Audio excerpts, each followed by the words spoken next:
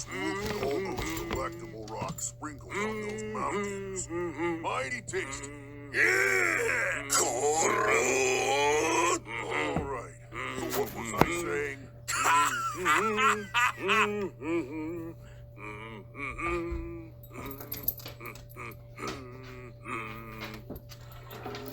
Oi, Goron in the Mud here. You're reading and love Rudania's readings. Welcome everyone. Morning, afternoon, evening. Hope everybody ate their rocks, gravel. Still reading from The Secret History of Dragons. I'm on page 25. Life cycle. So let's get rolling into it. Dragons age very slowly, so their lives are far longer than the ordinary human life.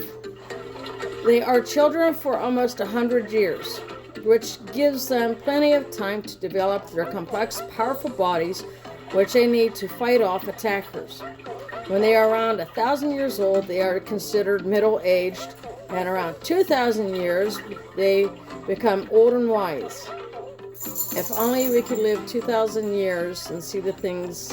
I'd love to get to 100. Nobody knows for sure how long dragons actually live for, but there are certainly some dragons still alive today that would have been friends with dinosaurs way back in the day when they still roamed the earth. So, how do dragons pass the time? Well, there are two main occupations are gathering treasure and gathering knowledge. The treasure gathering begins very early on in life, as soon as they get their own homes or caves. Some dragons inherit hoards from their parents, but generally they will want to amass their own. They accumulate gold, silver, and precious gems from around the world and begin well-organized creatures. They keep these separate piles. Sounds time-consuming. I guess that's the whole idea. The knowledge gathering is slightly different. Dragons like to know all about the world of humans, particularly skills like how to forge a sword. Can't talk or speak today either.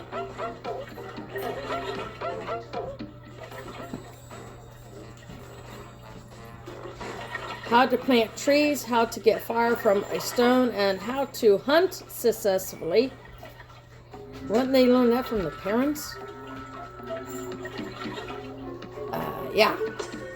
The fire-breathing dragons absolutely do not need to learn this. When knowledge is passed on willingly by humans, dragons will give a token of their appreciation in a form of some trinket from their treasure hoard.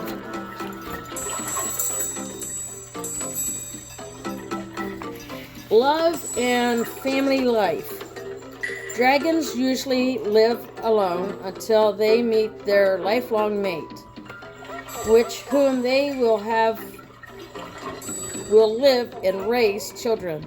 The female dragon is one who starts in awe.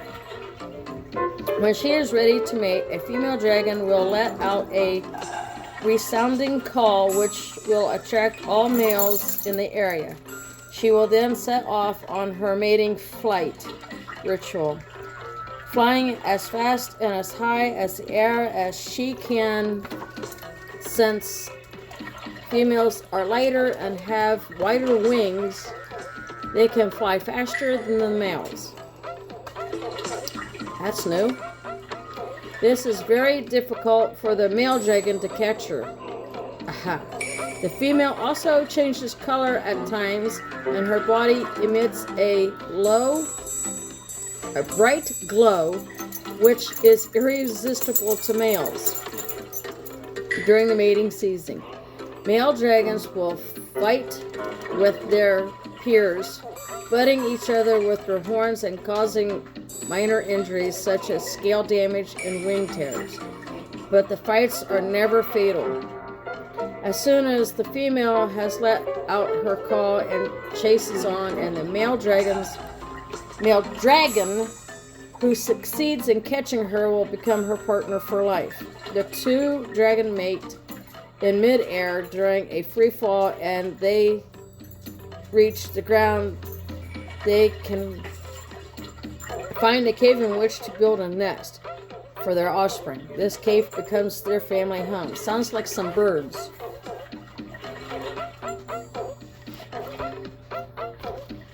Nest building starts immediately. A dragon nest is similar to a bird in how would I know? And that of a simple made of branches and leaves. But that makes it different and unique is that it is held together by melted gold coins, and woven branches are scattered with jewels. These beautiful nests take about a year to build, and the parents take great pride in their work. Wait a minute. She just mated, so is she carrying the eggs for a whole year? The two, after the mating has taken place, the female dragon lays her eggs, which are hard and leathery. The male and female take turns to sit on the eggs and keep them warm, while the other hunts for food, birds. After 2 months of nesting, the eggs hatch.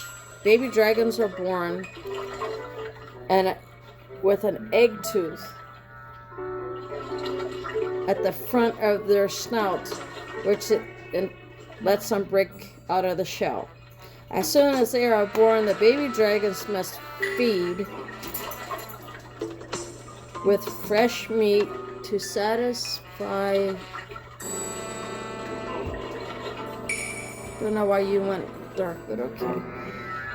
Satisfy their ravenous hunger. Otherwise, they're a danger, and they will start.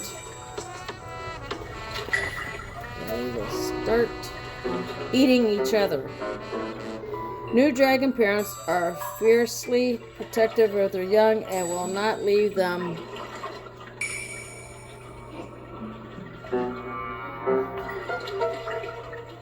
Oh, I got a glare. Hold on, I got a glare. Leave them alone for a moment. They will even take turns keeping awake during the night in order to watch over their young ones.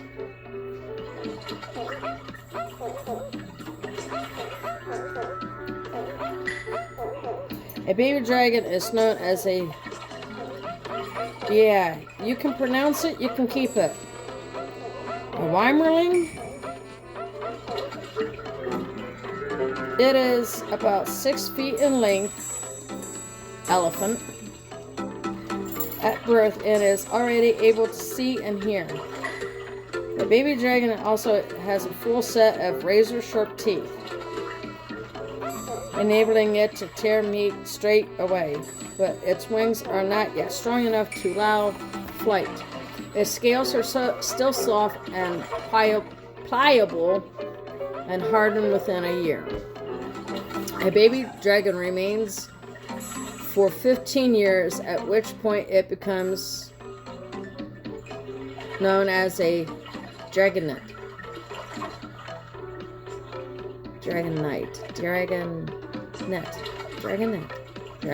Yep, Dragonet. Dragonet. By now it will have lost its egg tooth and will have developed horns on its head and protruding spines along its back. A dragonet's wings are strong enough to lift it off the ground, but not to keep it in the air for any great length of time.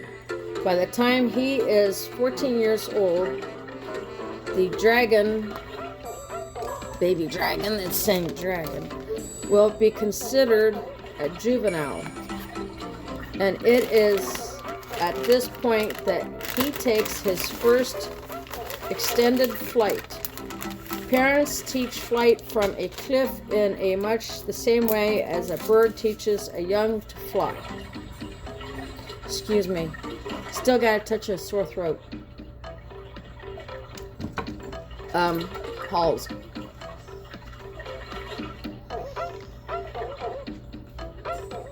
It is not until it reaches the age of 60 that a dragon's childhood years are over and it's finally matured into a young adult. But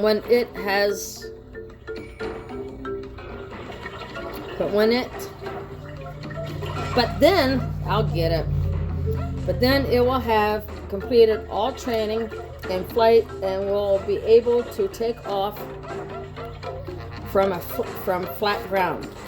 One of the most difficult skills to master around this time. The dragon will leave home and move into its own cave. At the age of 90, the dragon finally becomes an adult during these years and will spend time establishing itself or herself in his territory, finding out all about the terrain, rocks, plants, trees, hiding places, which he or she knows all about in his domain, and is master of each inch of it. He goes around marking his territory by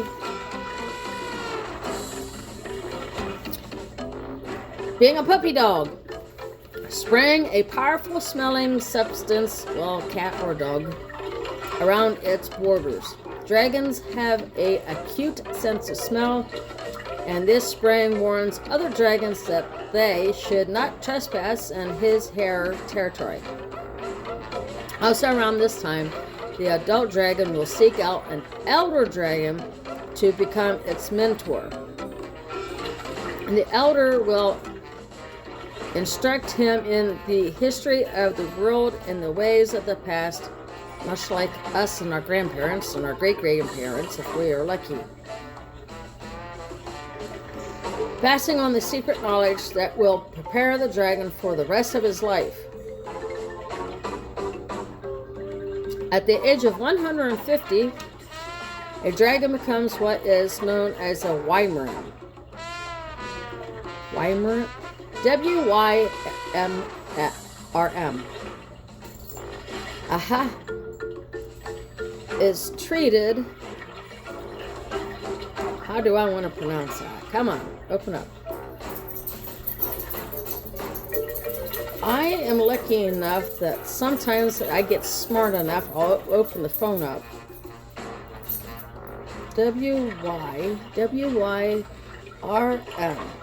Worm. Worm. It is pronounced worm. Worm. That's what it is.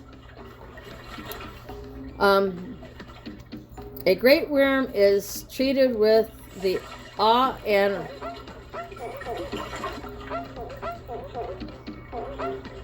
respect, and is one who guides others with his considerable knowledge. Guru is what that is called. Generally, the dragon family will live an isolated life and rarely mix with their own kind. But even if there is an emergency in the dragon community, a great worm will call a meeting which all are required to attend. It would be unusual for a great worm to live past 1,500. When at this time comes for it to pass away, a great worm knows it is through a vast wisdom. He calls together all the great worms and they gather at the edge of the volcano. That is contradicting because they just said that about 2 pages ago, 2,000 years. Now they're saying 1,500. So, give or take, I guess. So they go to the volcano and they say, "Adios, amigo." Here they sing the passing song, which lasts half an hour, and is sung in such a deep voices that can be heard for miles around. An adult dragon who hears the passing song on the air are duty bound to sing it themselves, and in this way the passing of the great worm will be known throughout the world of dragons. Whilst the passing song is being sung, the dying dragon will walk slowly around the rim of the volcano. When the song is over, he will plunge into the depths of the molten lava, returning his body to the earth from which it sprang. Sounds a little bit like a phoenix, just a little. I wish I had the book on the phoenix. As his mentioned dragon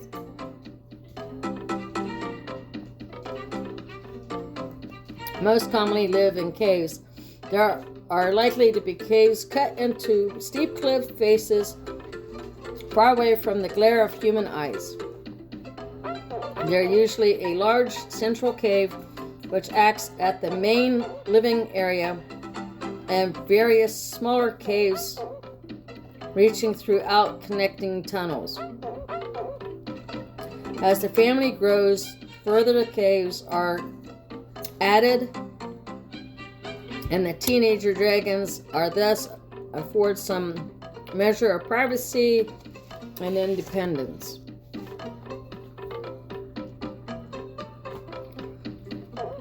As to where in the world they live, dragons will choose their habitat according to this being suitable of the terrain,